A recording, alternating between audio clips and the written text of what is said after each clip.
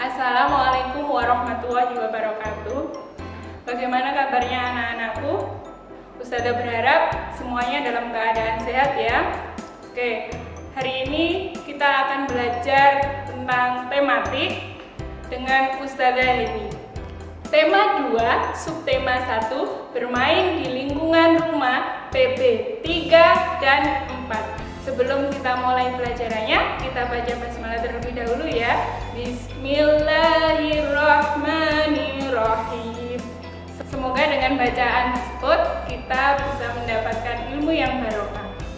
Sebelumnya Ustazah mau tanya dulu ya, masih ingat dengan zel-zel SD Bas? Coba kalau masih ingat, berarti suaranya harus yang keras. SD Bas, inspiratif, kompetitif, berkarakter. Coba Ustazah kok masih dengar yang masih belum bersuara? Silakan bersuara dan disemangatkan ya. Sekali lagi, SD Bas, inspiratif, kompetitif, berkarakter. Oke, sebelum kita masuk dalam pembelajaran, kita simak dulu tujuan pembelajaran berikut ini. Yang pertama, siswa dapat menentukan tekanan kuat dan lemah pada laku anak dengan berani. 2. Siswa dapat memainkan atau menyuarakan tekanan kuat dan lemah pada laku dengan percaya diri. 3. Siswa dapat menjelaskan makna kosakata yang berkaitan dengan keragaman benda berdasarkan bentuknya dengan percaya diri. 4. Siswa dapat menuliskan hasil pengamatan sederhana tentang keragaman benda di lingkungan sekitar dengan mandiri. 5. Siswa dapat menyatakan kalimat matematika tentang perkalian dengan mandiri. 6.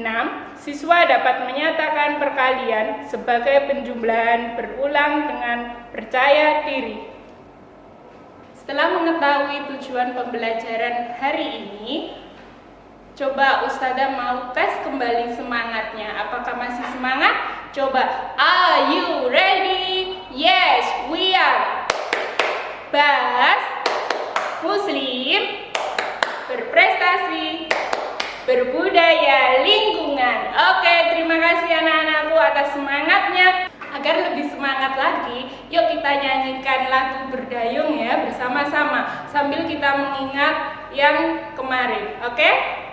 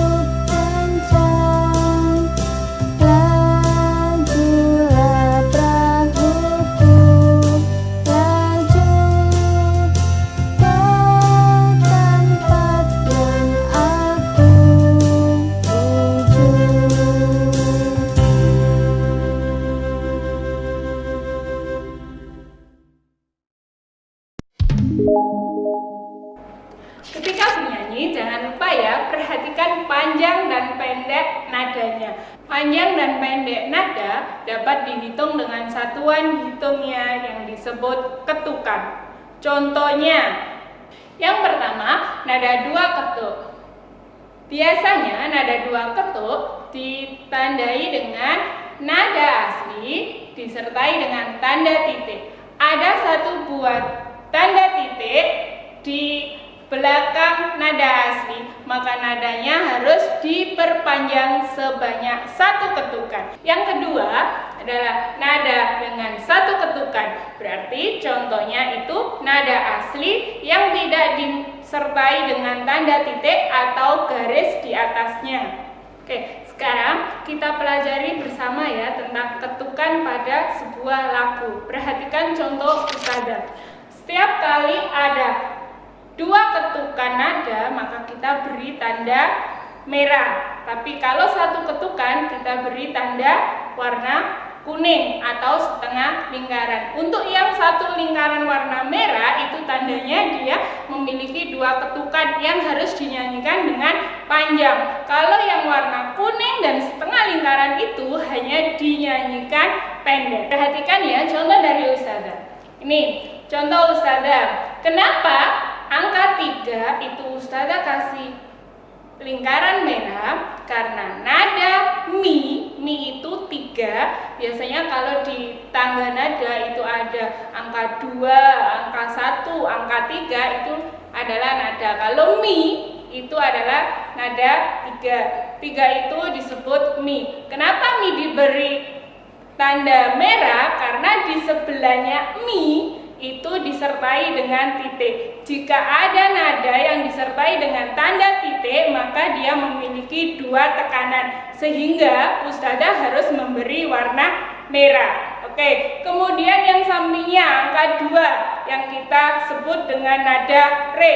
Nada re tidak disertai dengan tanda titik, maka dia hanya dibaca pendek atau 1 ketukan. Maka Ustazah memberi warna kuning. Oke, anak-anak?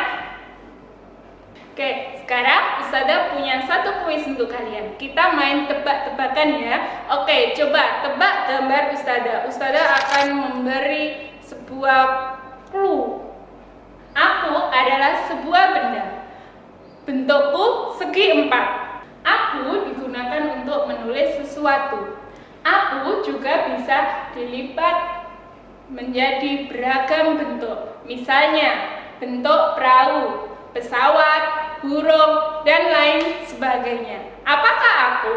Coba ayo tebak. Apakah itu? Benda apakah yang disebut?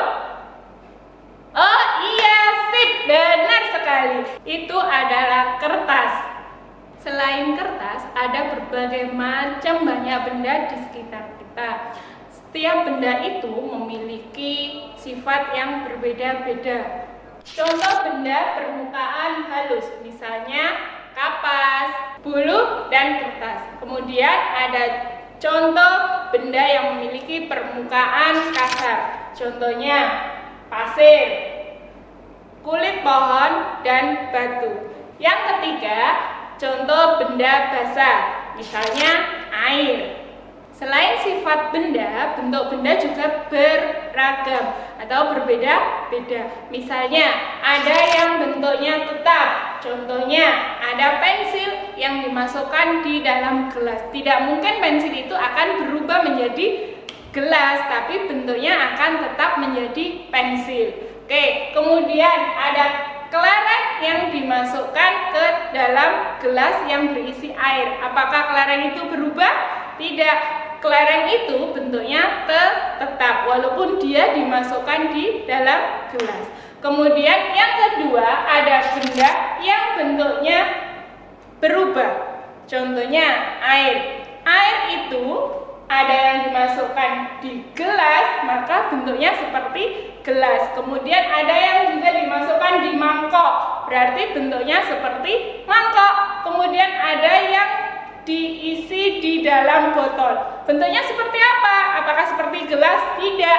Dia akan sama dengan wadahnya atau tempatnya. Oke?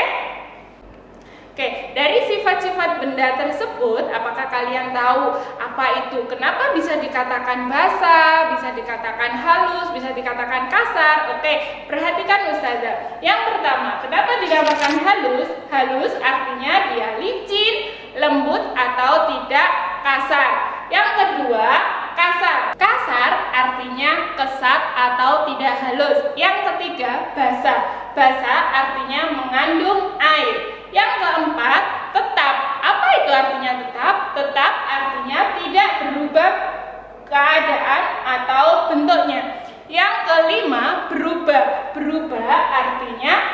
berbeda dari semula. Dari sifat-sifat benda tersebut, apakah kalian bisa menyebutkan satu contoh untuk Ustazah? Benda apakah yang bentuknya selalu tetap? Coba.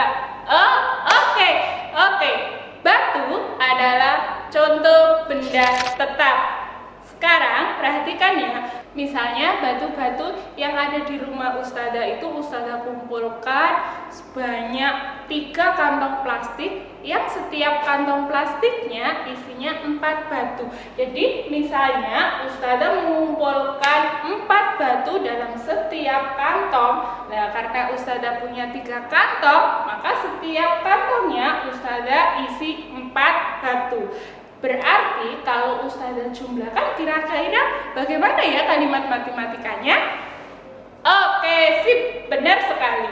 Kalimat matematikanya adalah 4 ditambah 4 ditambah 4. Oke, tapi hari ini kita tidak belajar tentang penjumlahan, tapi kita belajar tentang perkalian. Oke, kalau dari 4 ditambah 4 ditambah 4 kita tulis dalam bentuk kalimat perkalian, maka penulisannya seperti apa? Coba ada yang tahu? Oke, penulisannya adalah 3 dikali 4. Dari mana itu 3 dikali 4? Dari 3 kantong plastik yang Ustazah punya dikali isi setiap kantong plastik yang jumlahnya ada 4 batu. Sehingga 3 dikali 4 sama dengan 12. Oke, selain batu ada lagi ya contoh benda yang bentuknya tetap. Kira-kira apa ya? Apakah botol termasuk benda tetap? Iya, benar ya, botol itu termasuk benda tetap. Coba sekarang Ustazah punya satu cerita. Ustazah punya 4 kantong plastik. Setiap kantong plastik Ustazah mau isi 2 botol. Oke, jadi setiap kantong plastik Ustazah selalu isi 2 botol, 2 botol. Kalau dalam bentuk penjumlahan maka akan muncullah seperti ini. Oke, 2 ditambah 2 ditambah 2 dan ditambah 2. Kenapa harus 4 kali? Karena itu ada 4 kantong yang setiap kantongnya isinya 2. Jadi 2 ditambah 2 ditambah 2 ditambah 2. Oke, kalau dalam bentuk perkaliannya maka bentuknya seperti apa? Coba. Oke, bentuknya adalah 4 dikali 2. 4 itu dari mana? 4 itu dari kantong plastiknya. Jumlahnya kantong plastik yang dimiliki Ustazah ada 4 dikali 2. 2 itu adalah isi dari setiap kantongnya. Oke? Kemudian 4 dikali 2 sama dengan 8. Oke, maka dari 2 contoh yang diberikan Ustazah tadi dapat disimpulkan bahwa perkalian dapat diartikan sebagai penjumlahan berulang dengan bilangan yang sama. Oke, sekarang Ustazah punya satu soal cerita lagi. Dengarkan ya. Oke, coba simak ya. Benny membeli kelereng. Kelereng tersebut dimasukkan ke dalam 4 kantong. Setiap kantongnya berisi 7 kelereng. Sekarang coba pertanyaannya. Yang pertama, tulislah kalimat matematikanya. Kira-kira kalimat matematikanya bagaimana ya? Oke, yang kedua, tentukan hasilnya. Berapakah hasilnya? Oke, coba kita jawab dulu ya. Yang pertama, tulislah kalimat matematikanya. Berarti penulisannya bagaimana? Oke, benar, sip. Penulisan kalimat matematikanya adalah 4 dikali 7. 4 dikali 7 adalah bentuk kalimat matematikanya. Dari mana itu 4? 4 itu dari banyaknya kantong plastik. Oke? 7 itu adalah isi dari setiap kantong